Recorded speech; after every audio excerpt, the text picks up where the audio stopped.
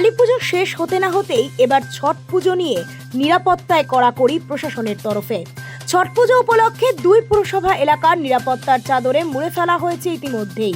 ছট পুজোর আগের দিন থেকেই জেলা শাসক নিতিন সিংহানিয়া, জেলার পুলিশ সুপার প্রদীপ কুমার যাদব, মহকুমা শাসক সহ আধিকারিকেরা এদিন স্পিড বোর্ডে করে ইংরেজ বাজারের মিশনঘাট থেকে পুরাতন মালদার বাসামারি মহানন্দা ঘর পর্যন্ত পরিদর্শন করেন, যাতে কোনোভাবেই ছট পালনকারী উপাসকদের কোনোরূপ অসুবিধা না হয় তার জন্যই এহেন ব্যবস্থা।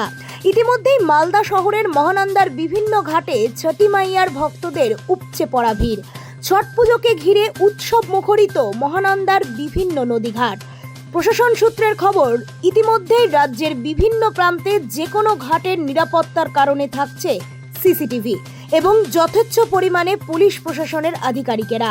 সূর্য দেবতার উপাসনায় যাতে কোনো রকম কোনো ব্যাঘাত না ঘটে তার সর্বান্তকরণের চেষ্টায় রয়েছে পুলিশ প্রশাসন। এবং পরশু সকালে ছট পূজা আছে, সেটা নিয়ে বিভিন্ন পৌরসভা তার সঙ্গে আমাদের বিভিন্ন ব্লক এলাকাতে বিভিন্ন সেফটি সিকিউরিটি অ্যারেঞ্জমেন্টস করা হচ্ছে, ঘাটগুলো পরিষ্কার করা হচ্ছে।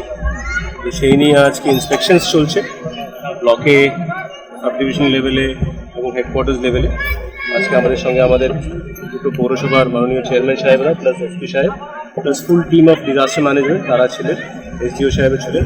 আমরা বিভিন্ন প্রস্তুতি রেখেছি, মানুষের ভিউজ নিয়েছি আর কী এখানে প্রয়োজন হতে পারে যাতে সেফটি সিকিউরিটি কোনোভাবে কম্প্রোমাইজ না হয় সেটা ইনশিওর করা হচ্ছে। স্যার, জল দেরিতে নামাতে এবার একটু কাদার সমস্যা হয়েছে, তার জন্য অ্যাপ্রোপ্রিয়েট মেজার্স দুটো মিউনিসিপ্যালিটি নিচ্ছে এবং আমরা এবার স্পিড বোটস, লাস্ট টাইম সেটা 5টা ছিল, এবার 8টার থেকে বেশি আমাদের স্পিড বোটস রাখা হচ্ছে বিভিন্ন জায়গায়। কিছু নৌকাও আমরা হায়ার করছি গভর্নমেন্টের পক্ষ থেকে যাতে কোনো অঘটন না হয়। সেফটি, সিকিউরিটি, ক্লিনিং, তারপরে স্নান করার চেঞ্জিং রুম, এভরিথিং যাতে কোনো রকম প্রবলেম না হয়। প্লাস হচ্ছে আমাদের এখানে যারা লোকাল কাউন্সিলর আছে যারা এগুলো তারাও মনিটরিং করছে সব কিছু। আজকে আমি ডিএম সাহেব, এসপি সাহেব, এইচডিও, আদার্স সব স্পিড বোর্ড নিয়ে পুরোটাই ঘুরে এলাম।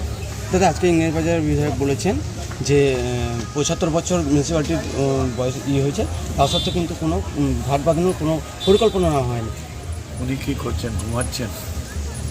আমিও বিধায়ক ছিলাম সিপিএমের আমলে, তাও কাজ করতাম। আমি লুকিয়ে ঘুমিয়ে থাকতাম না, ভোট আসলে বড় বড় কথা বলে। আশা করব কাজের বিনিময়ে ওনাকে যখন ভোট দিয়েছে মানুষ, তখন কাজটা করে দেখান, মুখে ডায়লগ না মেরে। দিল্লি থেকে অনেক কাজ করা যায়, আমরাও করেছিলাম ওই সময়। Bureau report, Nobel Bangla.